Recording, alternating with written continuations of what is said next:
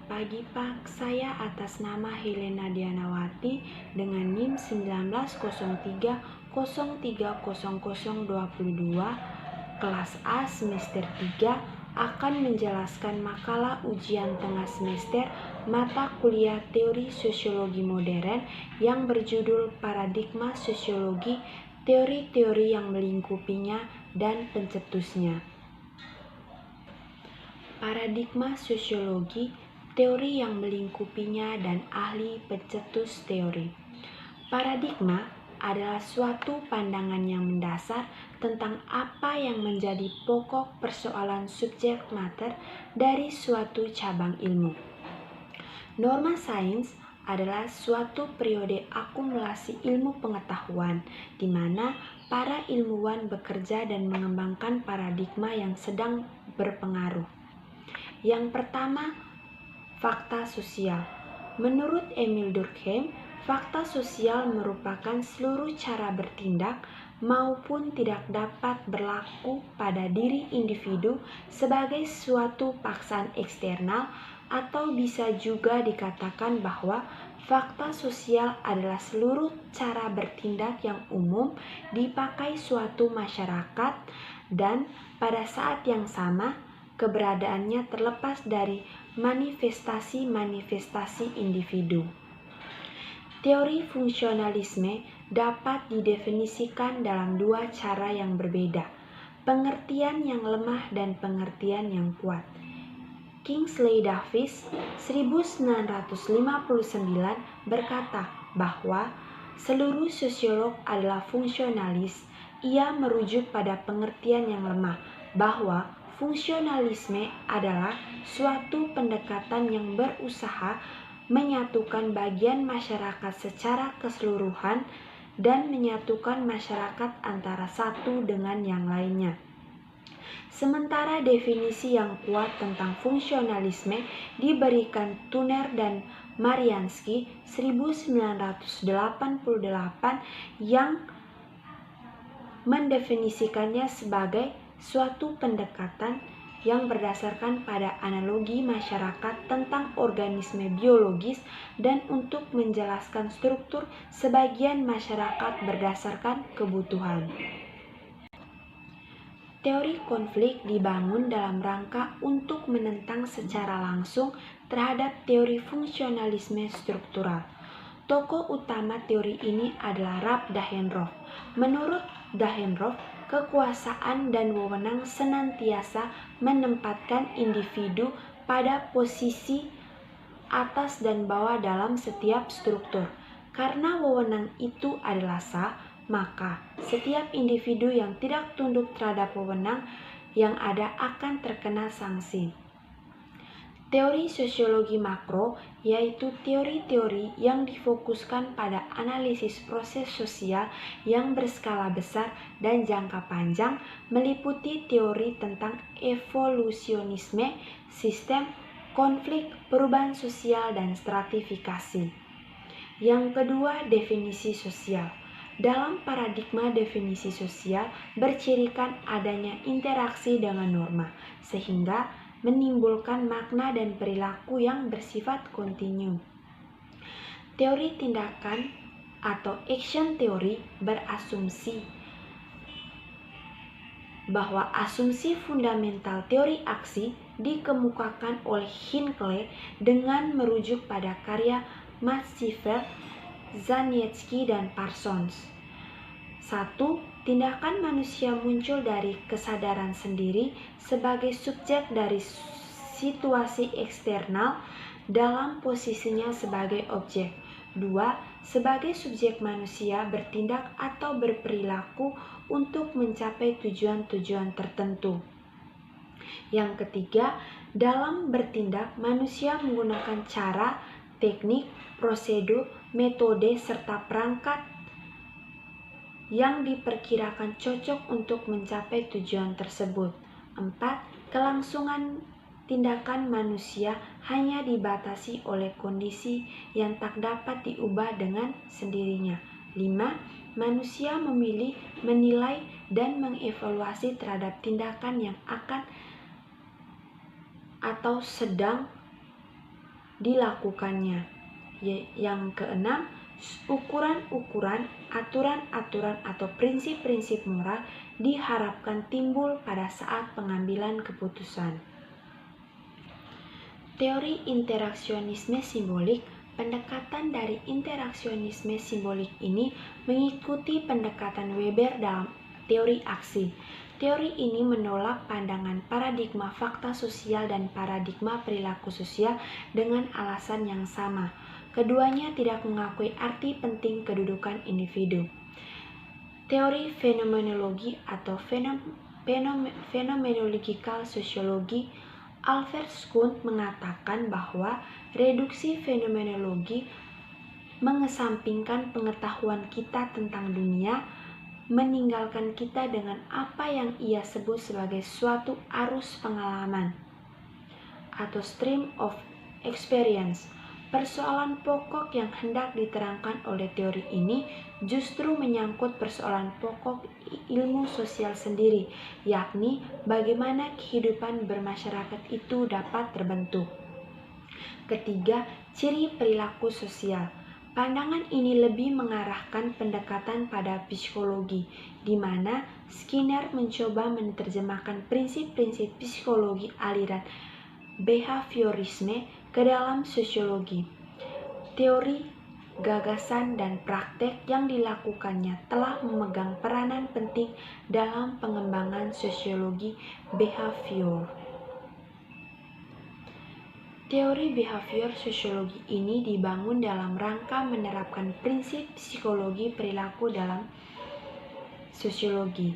Konsep dasar behavior sosiologi yang menjadi pemahamannya adalah reinforcement, yang dapat diartikan sebagai ganjaran atau reward. Tak ada sesuatu yang melekat dalam objek yang dapat menimbulkan ganjaran. Teori exchange tokoh utamanya adalah George Hoffman. Teori ini dibangun dengan maksud sebagai reaksi terhadap paradigma fakta sosial. Keseluruhan materi teori exchange itu secara garis besar dapat dikembalikan kepada 5 proposisi George Hoffman berikut. Jika tingkah laku atau kejadian yang sudah lewat dalam konteks stimulus dan situasi tertentu memperoleh ganjaran, maka besar kemungkinan tingkah laku atau kejadian yang mempunyai hubungan stimulus dan situasi yang sama akan terjadi atau dilakukan. B. Teori fungsional menurut Robert K. Merton dan Parson. Teori struktural fungsional adalah sebuah teori yang berisi sudut pandang yang menafsirkan masyarakat sebagai sebuah struktur dengan bagian-bagian yang saling berkaitan. Cirinya adalah gagasan tentang kebutuhan masyarakat.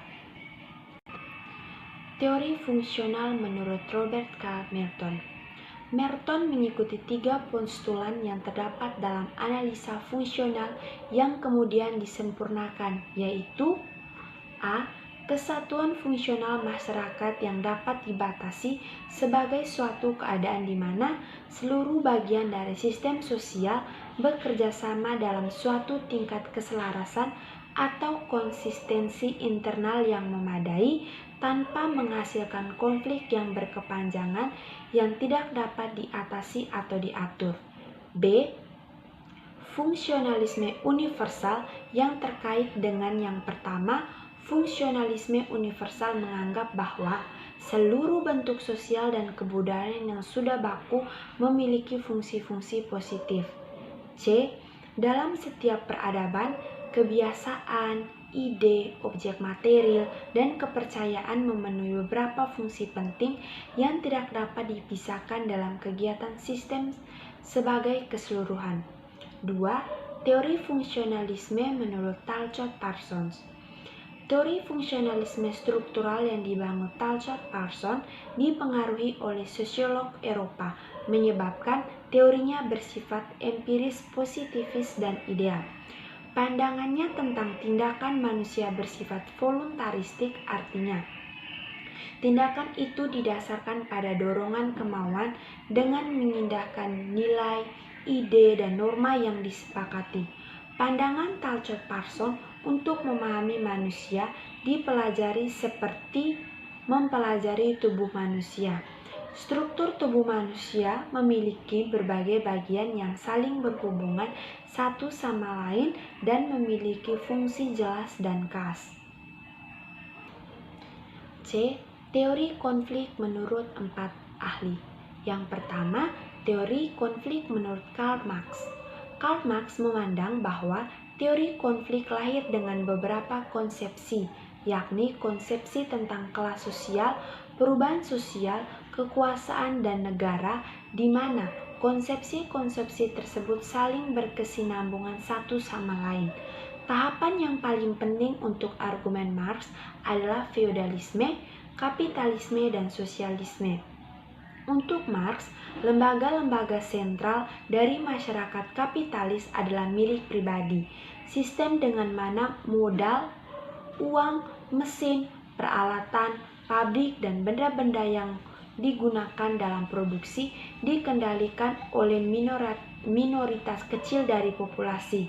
Susunan ini menyebabkan dua kelas menentang para pemilik modal atau yang disebut kaum borjuis dan pekerja yang disebut kaum proletar yang hanya properti sendiri tenaga mereka, waktu yang mereka harus menjual kepada kaum kapitalis.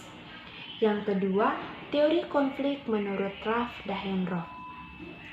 Dahrendorf memperlihatkan adanya perubahan struktur sosial yang mendorong munculnya masyarakat pasca kapitalis, yaitu yang pertama, terjadinya dekomposisi modal, adanya peningkatan dan pertumbuhan organisasi bisnis yang menggunakan teknologi canggih, serta melemahnya pemilik dan kendali terhadap industri. Yang kedua, terjadinya dekomposisi tenaga kerja. Kita melihat adanya diferensiasi dalam kelompok-kelompok pekerja antara mereka sendiri. Yang ketiga, perkembangan kelas menengah baru. Istilah ini disebut oleh Dahrendorf sebagai misleading, adanya perhimpunan kelompok-kelompok yang berbeda dalam masyarakat industri. Yang keempat, pertumbuhan mobilitas sosial.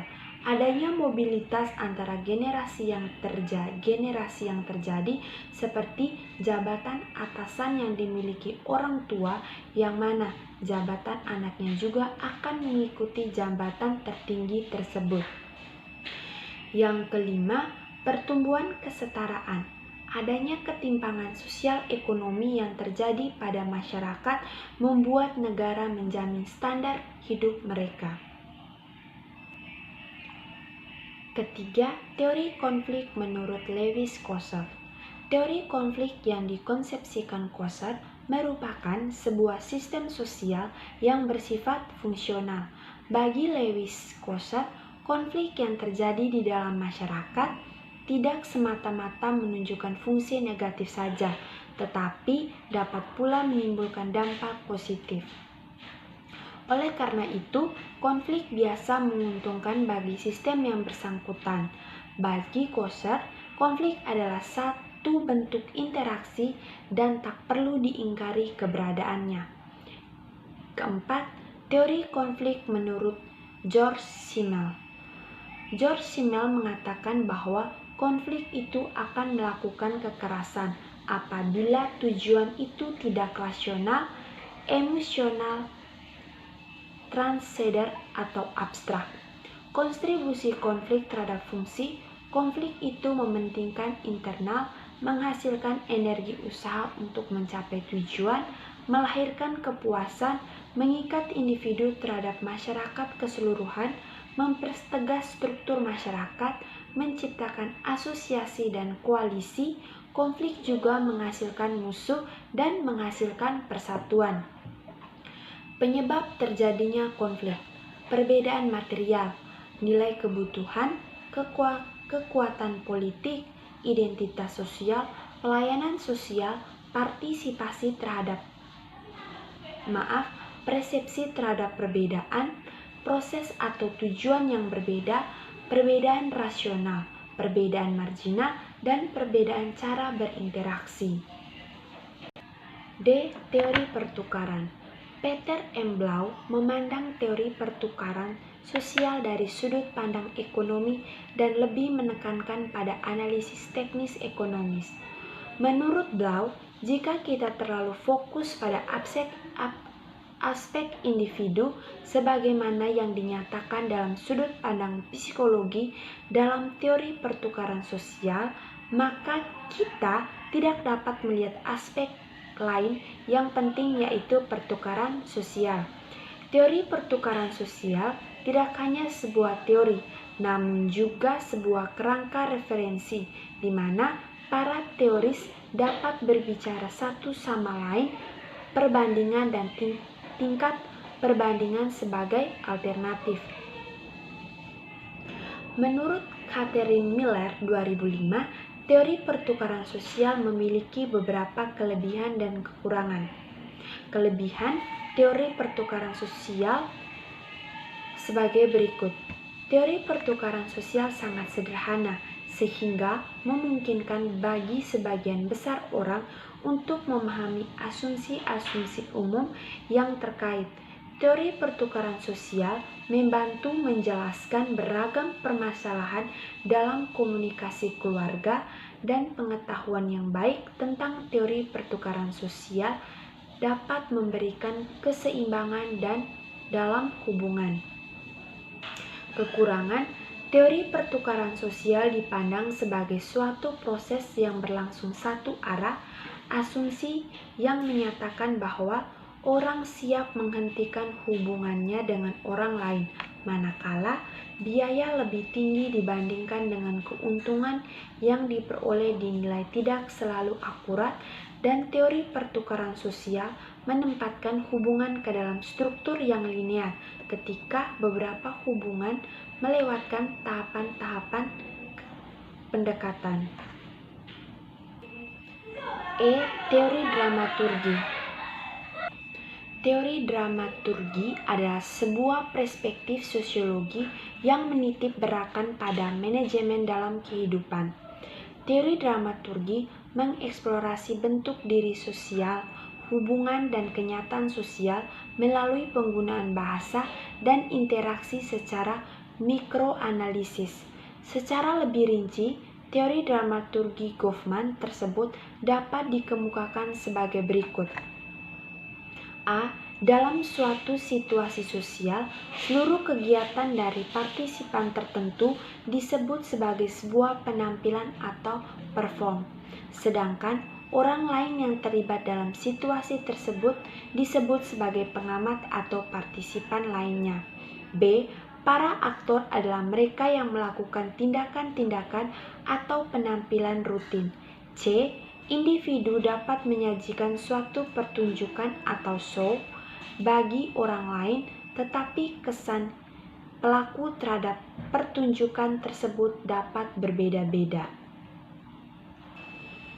F. Teori interaksionisme simbolik. Teori interaksi simbolik merupakan teori yang memiliki asumsi bahwa manusia membentuk makna melalui proses komunikasi. Teori interaksi simbolik berfokus pada pentingnya konsep diri dan persepsi yang dimiliki individu berdasarkan interaksi dengan individu lain. Menurut Herbert Blumer, terdapat 3 asumsi dari teori ini. Pertama, manusia bertindak berdasarkan makna yang diberikan orang lain kepada mereka. Kedua, makna diciptakan dalam interaksi antar manusia. Ketiga, makna dimodifikasi melalui interpretasi. Demikian video dari saya. Terima kasih. Selamat pagi, Pak.